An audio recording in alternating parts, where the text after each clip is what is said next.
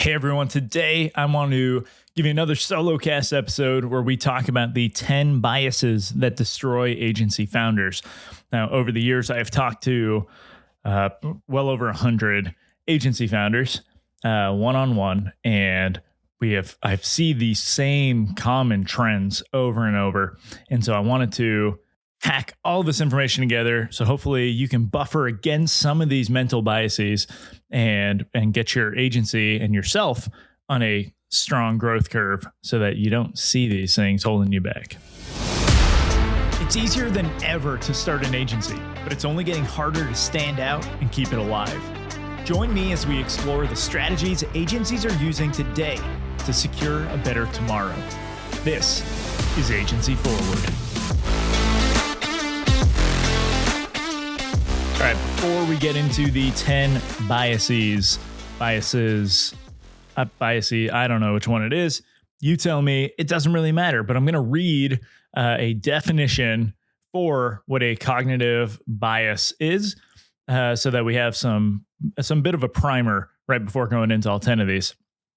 So this description from the great Wikipedia: cognitive biases are systematic patterns of deviation from norm and or rationality in judgment, right? So it's essentially this pattern that we've created for ourselves and we fall into and we don't even notice that we're doing it, but that leads to us making worse decisions. So I want to jump into the 10 biases that I see agency founders using the most frequently. And hopefully, like, you can acknowledge some of these and then not have it become an issue. Bias one is the confirmation bias. This is essentially you going around seeking evidence that your idea is right rather than looking for whether it is right. Right. And so this is something that I see agency founders doing all the time when they have a new idea for a service offering or they want to reshape how their agency is structured, anything like that. And they go just seek all the evidence of others who have done that and have it right. But what that doesn't account for are all of those other variables that make your agency unique, right? And so you're taking certain pieces of information, throwing them out so that you can just find evidence based on what others are doing that what you're doing is moving in the right direction. And so you end up overlooking these critical pieces of information and stuff in your strategy or any of these ideas, essentially because you're emotionally invested in this, right? You're not thinking about it rationally. You're letting emotions drive those decisions. Something, in a college psychology class, this one really stood out to me, but it's essentially the confirmation bias, and that we will go to people to get the answer that we want, right? And so very frequently you'll see this with children. When they want something, they know to go ask dad instead of mom. And so they'll go, they want to go play outside or whatever. They know their mom's going to tell them to clean the room. And so they go ask dad, who isn't paying attention and just says, yeah, go ahead. Right. So you know who to ask. But on a deeper level, a lot of times when we have like a deep struggle and we're trying to think through something, we will go ask like a friend or a mentor who we know is going to give us some certain information. And we don't necessarily outwardly know that, but we have an idea because we know them so well, what type of response they're going to give us, right? And so just by looking at who you're asking for a response from can actually give you some insights into whether you have a confirmation bias right now. If you're only going to people who are going to side with the answer that you want, you're going to miss out on making the best decision. Bias two is the sunk cost fallacy. This isn't unique to agency owners. I mean, just like every other one in this list, right? We're all potentially struggling with these biases, but the sunk cost fallacy is something very commonly seen in business owners, where you've invested so much money into a project or some initiative that you don't want to just throw it out when you realize that it's not working, right? Even though it makes logical sense to move on to something else, to cut your losses and just advance, there's some emotional debt there, and it's going to lead to more losses in the future. So whether this is a project, maybe it's a client relationship. Maybe you have put so much effort into getting this client a win and you can't do it, right? You're only going to be spending more time. You're also going to be like losing some social capital with your team because they're going to be getting frustrated having to work on that client when they know it's not going to get anywhere. It could be with, one of your team members. They could be not a fit, right? Some people just aren't a fit to work in your agency. Some people aren't fit to work in agencies, period. Holding on to them longer than you should is actually going to be, hurtful to them as well as your business. It also hurts company culture because the team knows, hey, this person probably shouldn't stay here because your culture is the standard that you set. And it's the one thing that you as agency founder have complete control of within your business. An easy system that you can implement to get around this is zero-based budgeting, where every period that you're going to use, right, whether it's quarter, you could do it monthly, I guess, if you want, you could do it annually. But every period that you're looking at, you're going to kind of reset all of your budgets. Okay. Whether that's, hey, let's relook at all the clients that we have. Are we actually being profitable with them? Do we actually want to move this forward? And you're not using any pre-judgment. Well, we had a great relationship with them for the past 5 years, so let's keep it going. It's like, no, if they suck now, we're going to cut them now. And so that's the same for everybody. That is what is going to get you much further as an agency, even with team members, right? At some point, you could have a veteran team member who is now resting on their laurels and they're not contributing the same way that they used to. They got you so, in love with their work ethic and everything. And so when you can do this through certain periods, right? Maybe it's your quarterly reviews, annual reviews with team members, right? Bringing back up that, hey, this is what I'm seeing right now for your performance, and this is what I see for your potential. And then you're able to kind of guide them and set a plan there where you're not stuck just putting money and investing time into something that's not going to work and it will just cost you more in the long run. Bias 3 is the anchoring bias. The idea here is that whatever you first hear is what now sticks in your head as the best idea.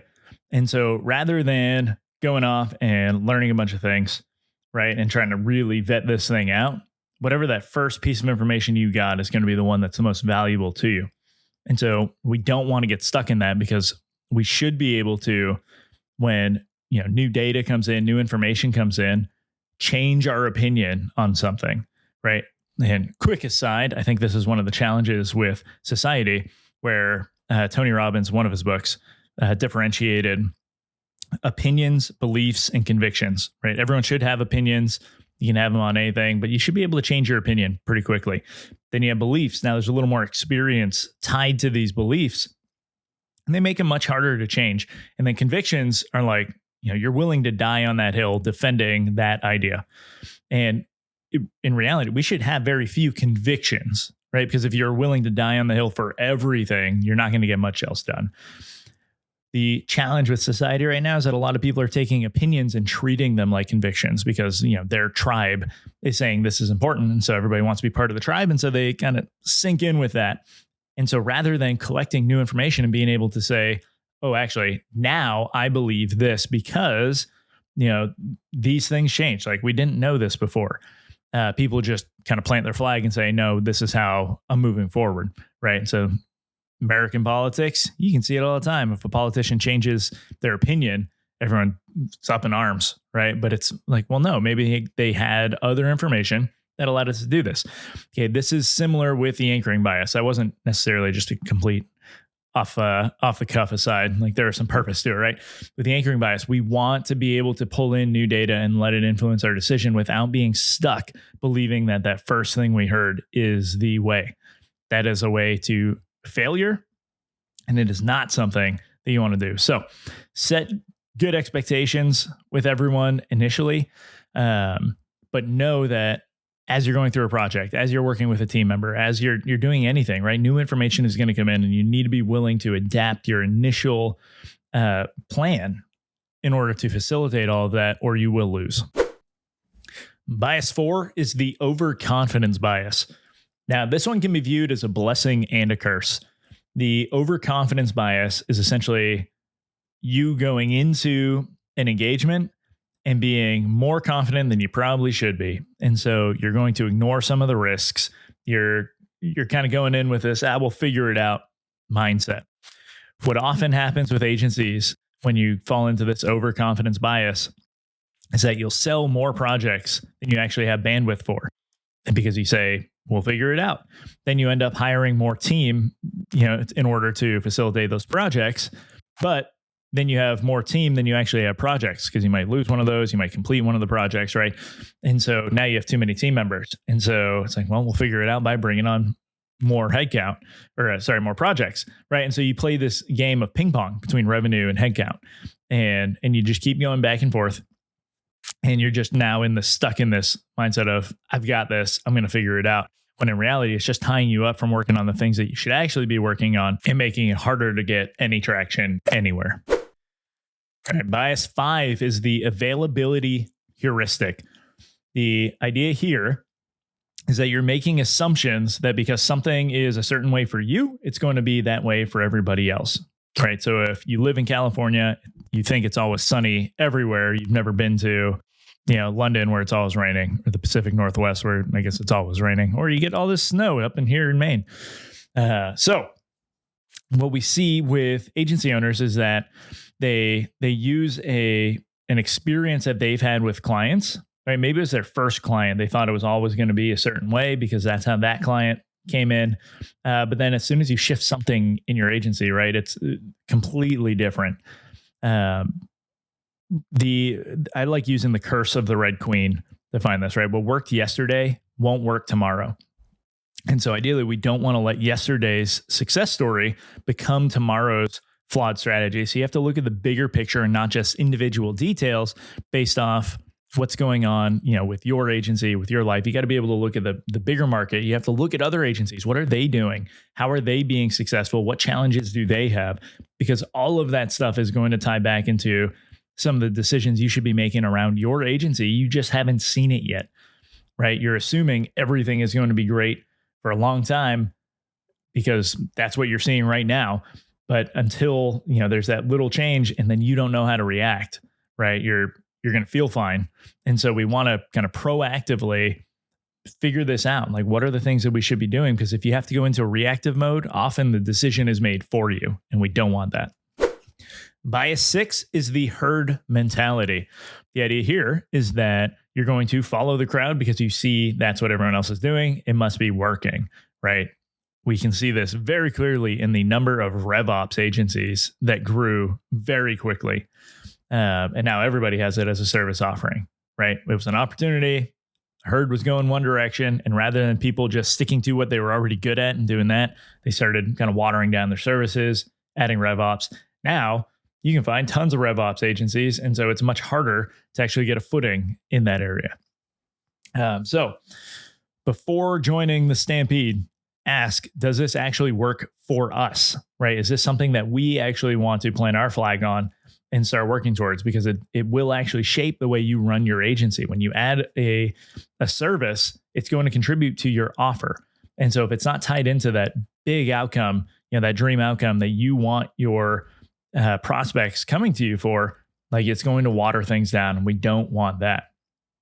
Now, the herd mentality, there's one interesting element about this within your team as well, where there were some studies that showed even if you have a very diverse team, right? And we all want diverse teams, but that it doesn't actually matter how diverse your team is, because as soon as a couple people start saying, hey, this is the idea that we want to go with, everyone ends up falling into that herd mentality and siding with the majority, right? And so we don't want that. And so a diverse team is only strong when the leader can actually bring out that diversity, right? Get people talking, get people out of the herd mentality so that they're each bringing their unique voice.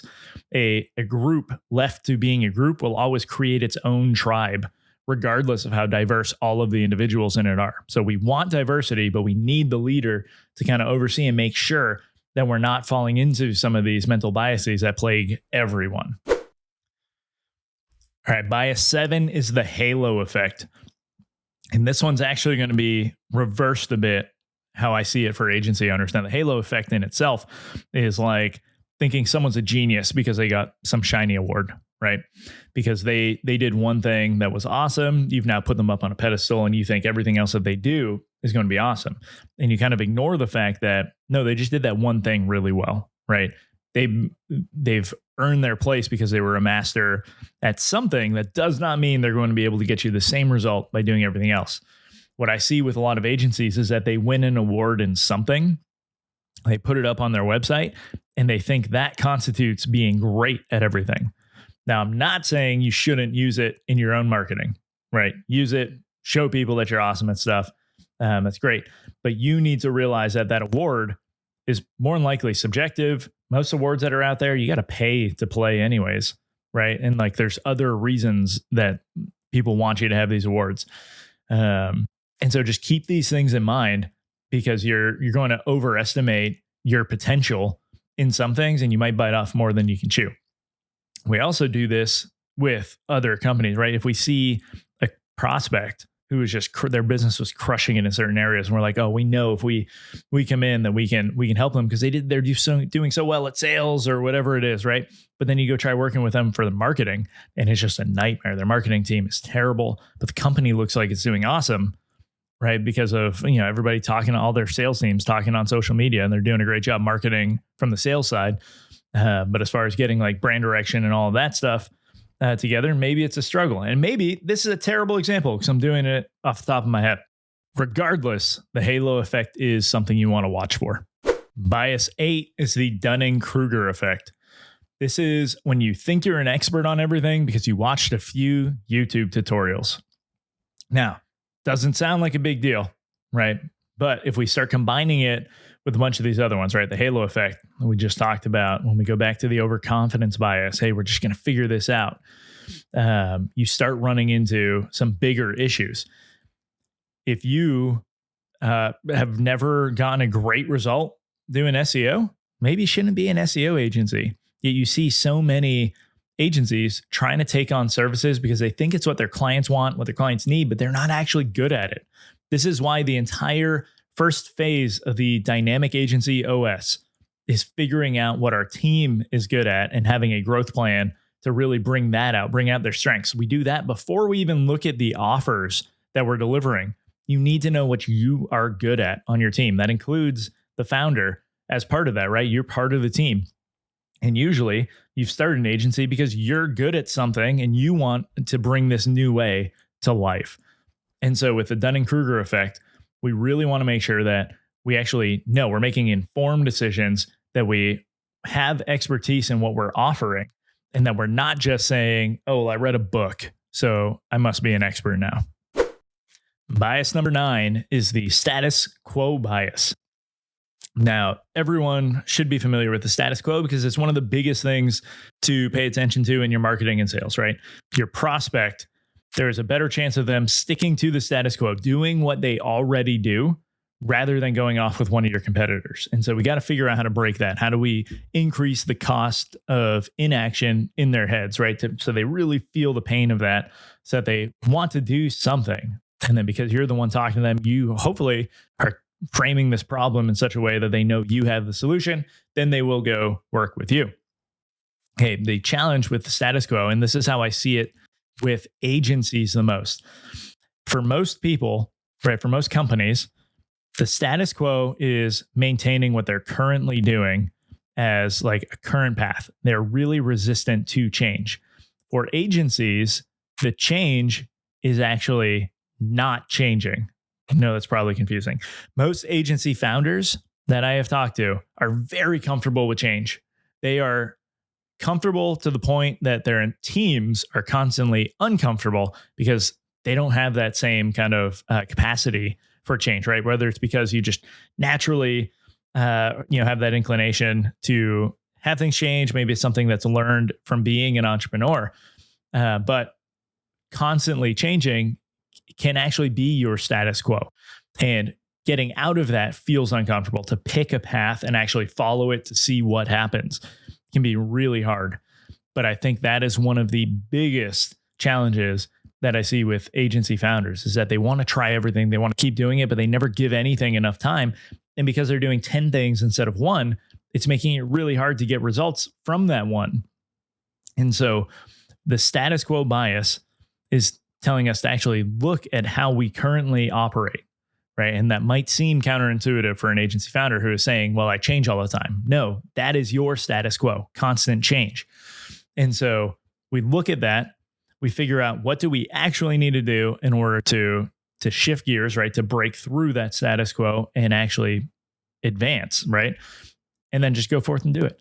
But keep in mind, as an agency founder, right, it does seem counterintuitive for how this works. Right. And the 10th bias is the attribution error. Now, I don't see this one as common, but I know it exists because I have heard people talk about it in this way before. The idea is that you are taking credit for team wins, but you're blaming the refs for a loss, right? And so you're not actually attributing the right consequences to the right actions, basically, right? So let's break this down a little more. It's say you're a HubSpot agency and HubSpot changes how they're doing some things within the ecosystem, or they create a new offer. And now it's something that you can stack on top of, right? You just happen to be in the right place at the right time to make it happen. And so, yeah, that could all be well within your plan, but you need to acknowledge that you're not some great marketing mastermind and that's why it worked. It's because HubSpot changed this, right? And now if HubSpot decides to do the opposite and take certain services away, right? Like I know agencies who used to build out multi-step forms, and now you can do that natively in HubSpot, or you can create CTAs in HubSpot. You can do all these different things there. And so now they're losing some of their service offerings. And before they thought, hey, we're just really good at doing all of this stuff. Like we're awesome. People need it. It's like, yeah, but as soon as there's another way, they're going to go do that. And so you need to figure out how to lean into that strategic expertise that you have so that you can keep making this stuff happen. So this also kind of becomes a problem when you're looking at past mistakes and repeating those same errors because you're not actually giving credit where it's due. Simultaneously, this can really hurt team morale if you're the type of founder who takes credit for things and doesn't praise your team. That is incredibly important. Just giving them a, hey, good job in front of everybody is super important. I have a blog on the agency forward Substack just about bridge talk and tunnel talk. I would recommend giving that a read if this is something that you're interested in. Okay, there you have it. 10 biases that agency founders need to get a grip on. I'm going to recap them real quick. The confirmation bias, sunk cost fallacy, anchoring bias, overconfidence bias, the availability heuristic, herd mentality, the halo effect, the Dunning-Kruger effect, status quo bias, and attribution error. Now, more importantly is how do we mitigate these? And I gave you some scattered throughout the episode, but some of the bigger ones, right? Awareness and training. If you can be aware of all of these things so that when it comes up, you can call it out. You can that inner voice starts going through and you actually say, hey, I know you're here. That gives you a huge defense against all of these. Additionally, right, we already talked about having some diversity across your team, but having those diverse perspectives and being able to foster those diverse perspectives so that you kind of get rid of some of these blind spots that you have within biases because everyone else is bringing their own biases and those likely won't overlap for certain people, right? So one person might have an overconfidence bias, but we know that about Bill. Someone else might come in with the halo effect. And so like by knowing these things and being able to call each other out for them, now it makes it much easier for us to do this. Stick to being a data-driven agency, right? The more data you have, like the numbers can't lie to you. So you see them and there is no bias that's going to come in here because you can actually see what's happening and hopefully you can attribute it back to what's actually working and not working. Additionally, get regular reviews, right? Plan quarterly reviews, annual reviews with your team, looking at your clients, looking at every part of your business. You need reviews so that you can make sure that if you are having a bias and you're leaning into something, that you have a chance to like course correct, right? And you don't get stuck just driving further into a potential hole there. And the last piece of advice I have for you is to get expert help.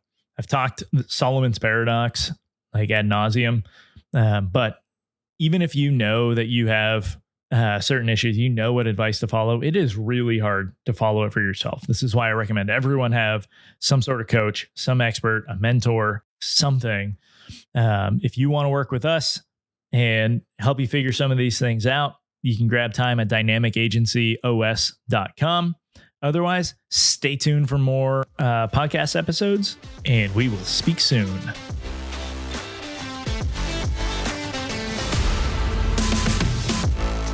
That's the show, everyone. You can leave a rating and review, or you can do something that benefits you. Click the link in the show notes to subscribe to Agency Forward on Substack. You'll get weekly content, resources, and links from around the internet to help you drive your agency forward.